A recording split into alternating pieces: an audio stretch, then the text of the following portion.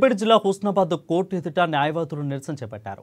రంగారెడ్డిలో జరిగిన న్యాయవాది ఇజ్రాయెల్ హత్యకు కారకులైన వారిపై కఠిన చర్యలు ప్రభుత్వం తీసుకోవాలని డిమాండ్ చేస్తూ ఆందోళన చేపట్టారు. గతంలో వామనరావు నాగమణి న్యాయవాద దంపతుల హత్య మొదలుకొని నిన్న న్యాయవాది ఇజ్రాయెల్ వరకు కూడా న్యాయవాదులపై దాడులు పరంపరంగా కొనసాగుతుందని న్యాయవాదులు ఆవేదన వ్యక్తం చేశారు. ఒక మహిళకు న్యాయ సహాయం చేసిన న్యాయవాది ఇజ్రాయెల్పై దుండగులు కత్తితో దాడి చేసి హత్య చేయడం దారుణమని అన్నారు. ప్రజల హక్కుల కోసం పోరాడే న్యాయవాదులపై హేళన చులకన భావం తగదని అన్నారు. న్యాయవాదుల పరిరక్షణ చట్టాన్ని కూడా ప్రభుత్వం వెంటనే అమలు చేయాలని డిమాండ్ చేశారు. న్యాయవాదులపై దాడులు పరంపర కొనసాగుతూనే ఉన్నది. గతంలో వామన్ రావు నాగమణి దంపతుల నుంచి స్టార్ట్ అయింది. నిన్నటి ఇజ్రాయెల్ మర్డర్ వరకు కొనసాగుతూనే ఉన్నది.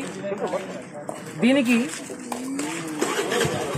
అంటే న్యాయవాదులను టార్గెట్ చేస్తూ న్యాయవాదులను వీరు ఏం చేస్తారు, వీళ్ళతో ఏమవుతుంది అనే అంటే ఈవెన్ కొన్ని కేసులలో టార్గెట్ చేస్తూ వీళ్ళు అగెనిస్ట్లో ఉన్నారు, వీళ్ళను ఖతం చేస్తే మాకు లాభం జరుగుతుందనే ఒక స్వార్థపూరితమైనటువంటి ఆలోచన ధోరణితో ఈ విధంగా న్యాయవాదులను టార్గెట్ చేస్తూ న్యాయవాదులను చంపడానికి కూడా తెగబడుతున్నారు.